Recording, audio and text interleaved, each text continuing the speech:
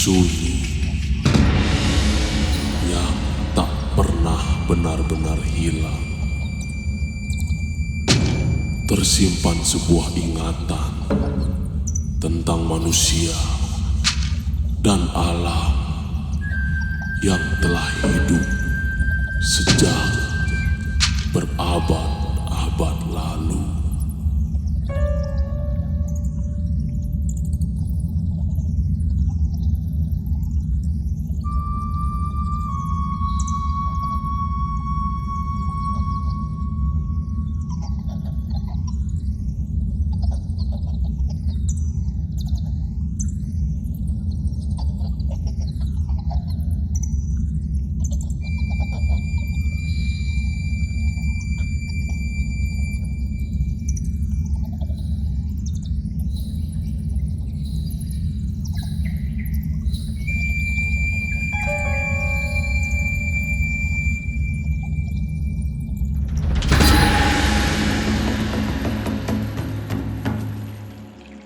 Pada saat pemerintahan Sri Udayana, karena pada saat itu ada seorang raja yang belum mempunyai keturunan.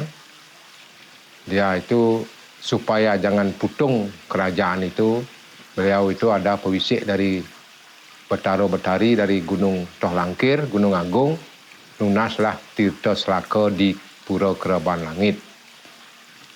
Jadinya diutuslah Brahmana bersama Patih untuk menelusuri pura itu di mana keberadaannya. Kemudian beberapa lama ditelusuri, diketemukanlah pura ini. Brahmana dan seorang patih itu mendengar percikan air dari lubang di atas, kemudian ditelusuri ternyata ada memang pancoran. Kemudian diketemukanlah seorang yang bertapa, bersemadi di sana, di pojok di sana. Itu ditanyakan apakah ada Tirta Selaka di sini. Dia menjawab itu dia tidak tahu. Di sana ada pancoran, apakah itu dinamakan Tirta Selaka saya tidak tahu.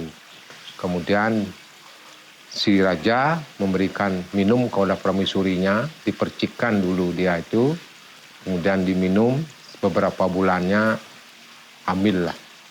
Kemudian lahirlah kembar buncing yang dinamakan Sri Masulo, Sri Masuli.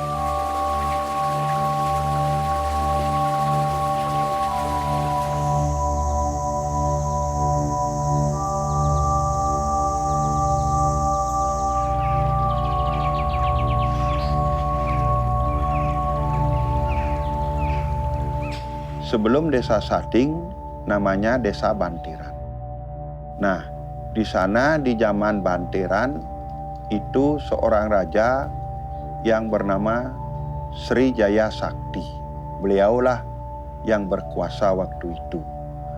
Dan dalam catatan Prasasti Bantiran, yang sekarang tempatnya di Puro dilinggihkan di Puro Gede Pusah, nah di sana tercatat bahwa di zaman Bantiran sudah ada Puro Keraban Langit. Waktu ditetapkan itu berdasarkan penunjukan kita dari Dinas Kebudayaan Kabupaten Badung, di mana karena mengingat di sana itu ada tinggalan yang sifatnya artinya umurnya sudah ratusan tahun, di mana sesuai dengan Undang-Undang Cagar Budaya di sana umur yang cagar tinggalan yang ODCB yang bisa ditetapkan menjadi cagar budaya itu minimal berumur 50 tahun. Dan sedangkan di Pura Keraban Langit itu gua yang ada di Pura Keraban Langit tersebut sudah ada sebelum abad ke-9 atau kurang lebih tahun 1001 Masehi.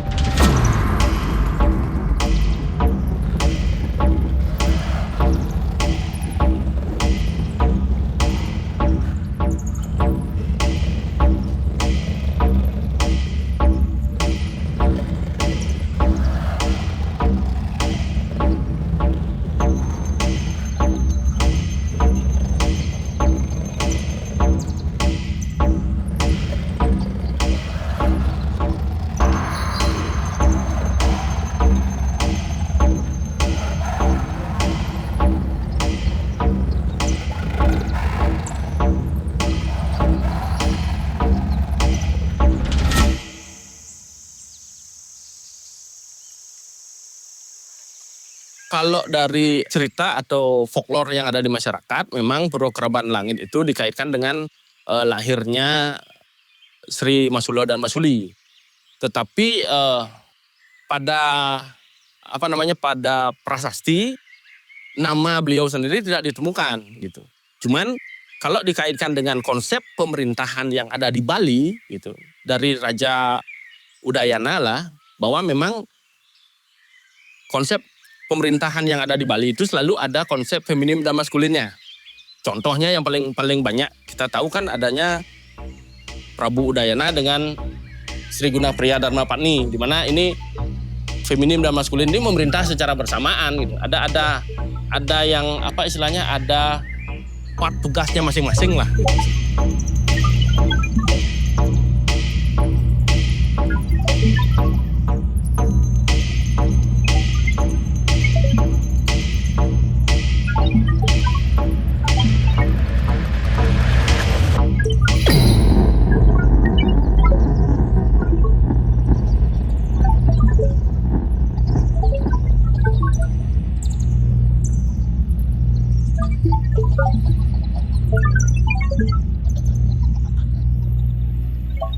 Pengempon Puro Keraban Langit niki pertama ada 4 kakak dulu, kemudian berkembang menjadi sekarang 8 kakak.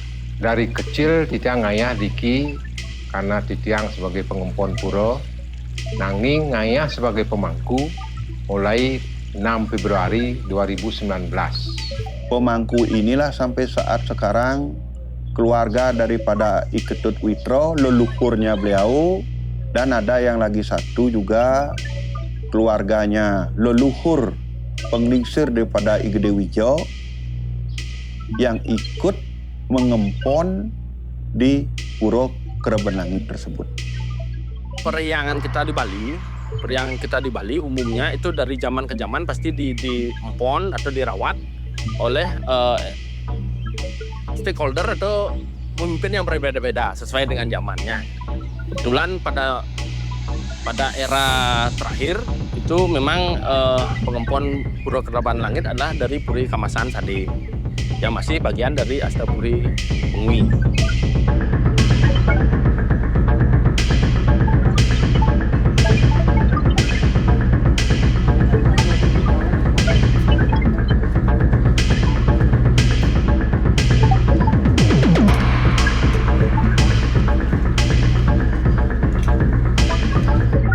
Sane melinggih riki ring periangan Puro Keraban Langit, Sugro Pekulun, Ratu Gede Nyeneng, Ratu Nia, Ratu Made, Ratu Ayu, Bunda Dewi, Kanjeng Ratu, dan widodari lainnya yang ada di periangan puro ini.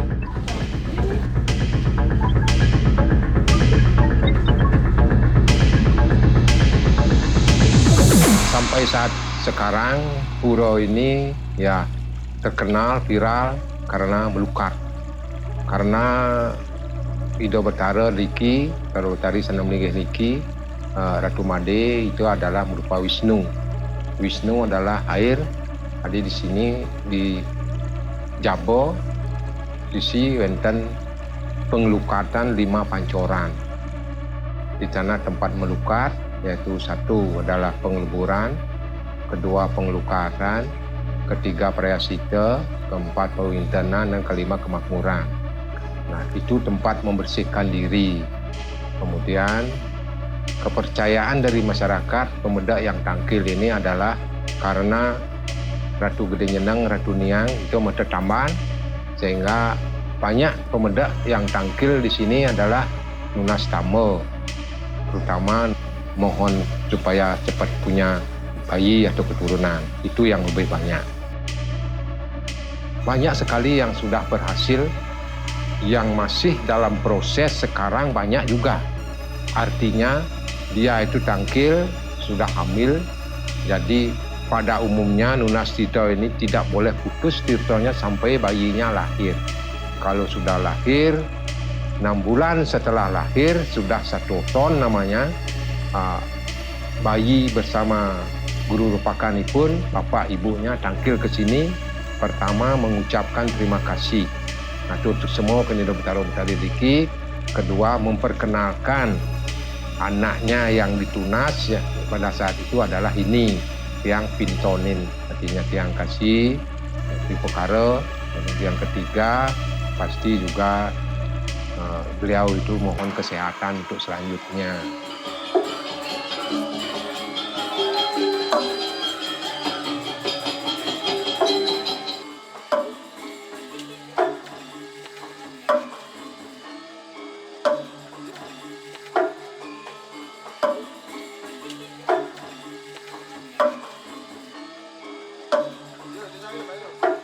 Pura Keramalangit niki wonten 3 pura yang istilahnya yang tidak bisa dipisahkan. Satu, Keramalangit ini bersama Dalem Negari, Dalem Kediri. Itu yang berkaitan ketiganya itu. Secara umum Kereban Langit itu kan berada di daerah aliran sungai, terutamanya di daerah tempuran sungai ya. Dan Pura Dalem Kediri sendiri itu berada di wilayah Mandala persawahan sebenarnya. Dengan lokasi berdirinya tempat-tempat pemujaan kita di Bali itu menandakan bahwa wilayah Mandala yang juga harus kita perhatikan adalah wilayah itu. Sungai sebagai tempat yang profan bagi kita sebenarnya.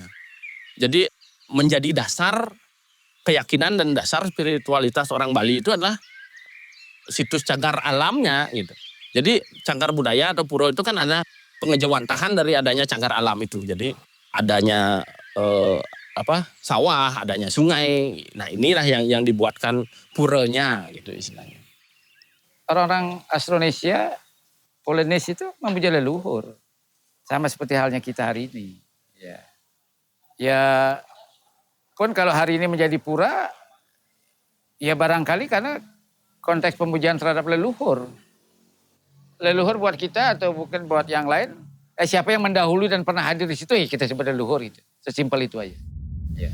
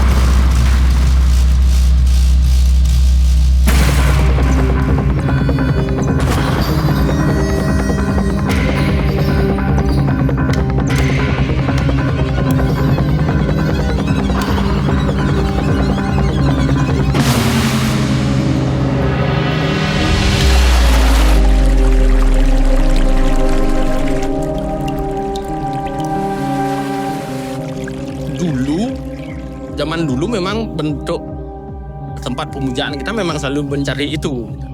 Umpamanya kalau yang energinya maskulin pasti akan mencari yang bentuknya purus. Misalnya pohon atau gunung yang kita cari atau lingga, sebuah batu tinggi. Kalau yang konsepnya feminim pasti akan mencari garbo itu, gua atau tempuran sungai biasanya yang dicari. Adanya Pura Kereban Langit dan Pura Dalem Kediri secara spiritual ini kan sangat berkaitan dengan Mandala, jalannya air dari kalau bisa dibilang dari Pucak Manggu lah. Pucak Manggu di mana ada 3 danau itu sebenarnya, ada Danau Beratan, Danau Buyan, Danau Tambelingan itu masih satu kawasan di mana jalan airnya dari hulunya menuju ke hilir. Hilirnya itu ada di Segara. Jadi Pura Dalem Kediri juga sangat berkaitan dengan penyungsungan yang ada di Pura Natarsari Apuan. Karena Natarsari sendiri adalah ubidangan Mandala Wano sebenarnya, adanya hutan. Jadi dengan adanya periangan ini menunjukkan bahwa ini sebenarnya yang harus kita jaga. Jadi wilayah gunung, wilayah tengah sampai wilayah perairan.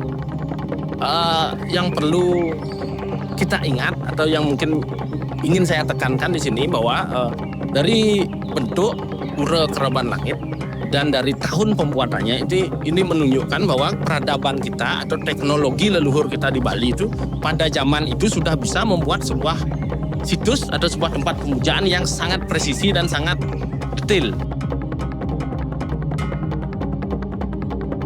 Jadi gagasan utama Kon-Tiki Expedition itu 1947 ya, itu dia sebenarnya apa? Bahwa dia ingin membuktikan bahwa kontak antar peradaban kuno jauh lebih luas dari apa yang selama ini kita yakini. Nah, kalau kembali ke goa, ya kan, banyak sekali goa-goa ya, banyak sekali goa-goa yang sekarang berfungsi sebagai tempat pemujaan pura ya. Nah, kalau merujuk kepada sebaran masyarakat Austronesia pada zaman yang saya sampaikan tadi, pasti satu kan ada gua, kedua ada air, pasti ada air.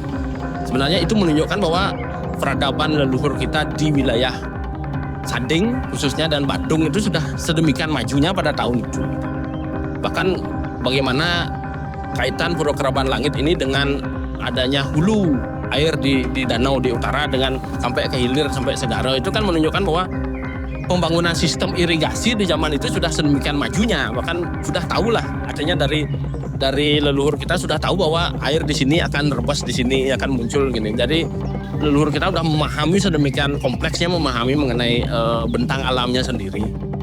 Nah, kenapa Bali menjadi salah satu tempat transit atau tinggal bagi masyarakat Austronesia? Tanahnya subur, berapa gunung berapi yang ada, mineralnya tinggi, air berlimpah. Alam Pulau Bali menyediakan seluruh kebutuhan manusia, ya, tanaman, hewan, air. Ya. Artinya begini, bukankah itu yang menjadi kebutuhan pokok orang untuk dia bertahan hidup? Alam Bali menyiapkan itu, berlimpah.